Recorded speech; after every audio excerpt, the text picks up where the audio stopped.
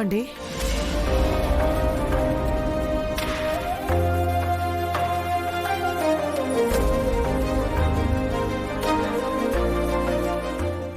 Juice నాకెందుకమ్మా, సార్కి ఇవ్వండి.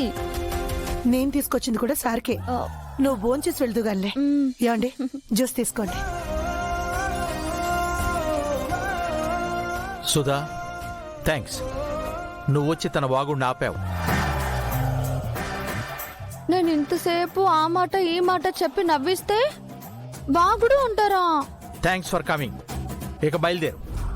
Late అయితే మీ ఇంటి పెద్దోరు కంగారు పడుతూ ఉంటారు కదా. చూసారా అమ్మా, వెళ్ళిపో అంటున్నారు.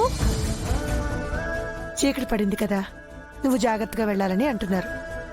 ఆయనంతే, కేర్ని కన్సర్ని కూడా కఠినంగానే చూపిస్తారు. మనసులో ఉన్న మంచిని పైకి చూపించరు. మనమే అర్థం చేసుకోవాలి.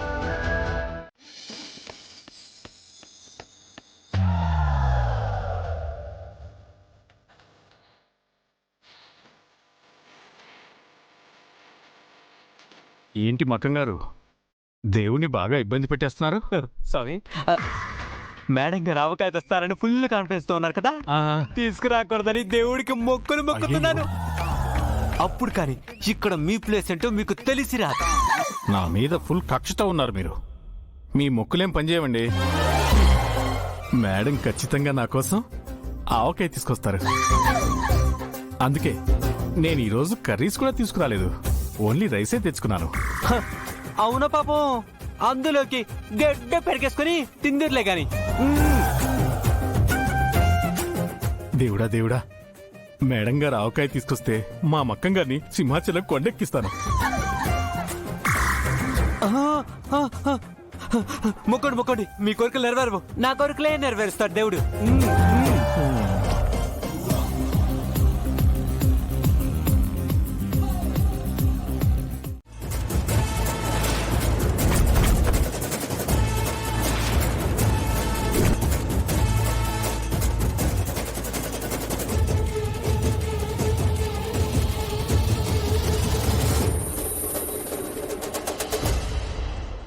ఏం జరుగుతుంది ఇక్కడ?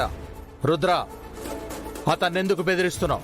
అయ్యయ్యో, అలాంటిదేం లేదు సార్. మీకు యాక్సిడెంట్ అయింది కదా, దెబ్బలు తగులున్నాయి, అకాడమీకి రాలేరేమో అని చెప్పి ఇదిగో ధీరజ్కి నేను ట్రైనింగ్ ఇస్తున్నాను సార్. అంతే. ఏం ధీరజ్? Yes sir. మొన్న రుద్ర సార్ రాలేదని మీరు నాతో ప్రాక్టీసింగ్ చేయించారు కదా సార్, అందుకే కృతజ్ఞతగా రుద్ర సారే మీ శిష్యుడితో ప్రాక్టీస్ చేపిస్తున్నారు. వాళ్ళు చెప్పింది నిజమే సార్. అయినా మీకేమైంది సార్? ఆ దెబ్బలేండి సార్? ఈ పనికి మళ్ళా పర్ఫార్మెన్స్కి ఏం తక్కువ లేదు.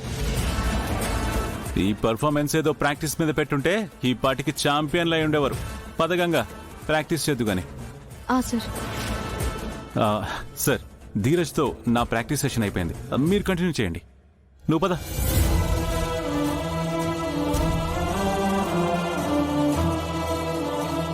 ఒక్కసారి రుద్రతో ప్రాక్టీస్ చేసినందుకే ఇలా అయిపోయావు. ఇక తనతో కాంపిటీషన్ అంటే ఏమైపోతావో.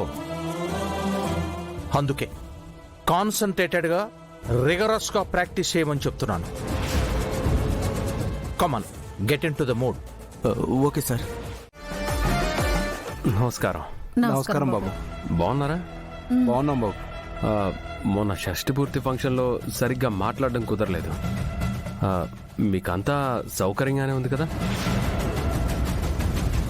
బానే ఉంది బాబు. తమరేంటో ఇలా వచ్చారు? ఏ, ఇక్కడికి మీ అమ్మాయి అల్లుడు తప్ప నేను రాకూడదా? ఎంతైనా మా పిన్ని గారి ఇల్లు కదా, పలకరించడానికి వచ్చా.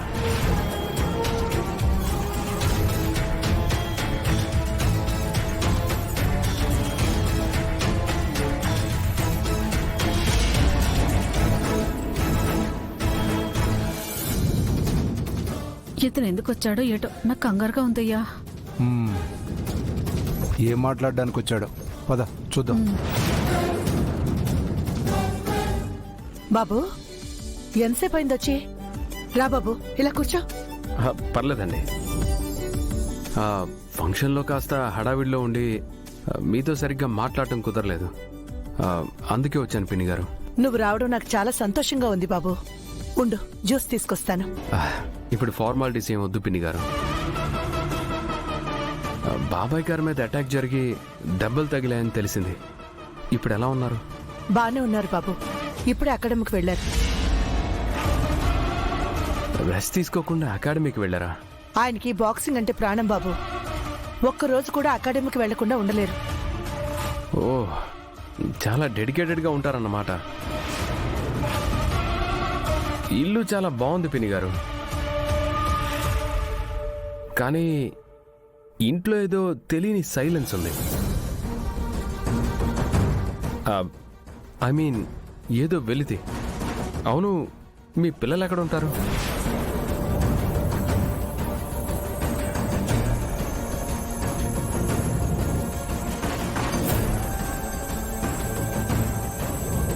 నా ఒక్కగానొక్క కూతురు 3 ఏళ్ల వయసులో తప్పిపోయింది బాబు. అదే మాకు తీరని లోటు. ఓ, ఐఎమ్ రియల్లీ సారీ పిన్ని గారు. తన కోసం ఎక్కడ వెతకలేదా? ఆయన చాలా ప్రయత్నాలు చేశారు, కానీ దొరకలేదు. ఆ కారణం చేతనే ఈ వైజాగ్ వదిలి వెళ్ళిపోయాం. మళ్ళీ ఇన్నాళ్లకు తిరిగొచ్చాం. అది ఈ బాక్సింగ్ కాంపిటీషన్ కోసం. ఇక్కడికి రావడం వల్లే మా అన్నయ్యకి దగ్గర అవ్వగలిగాను.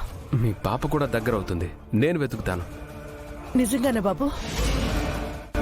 నాకు పొలిటికల్గా అండ్ డిపార్ట్మెంట్లో చాలా పరిచయాలు ఉన్నాయి పిన్ని గారు. మీ పాపని కాదు, నా చెల్లెల్ని వెతికే పూచి నాది. మీ మాటలు వింటుంటే నా కూతురు దొరికేసినట్టు అనిపిస్తుంది.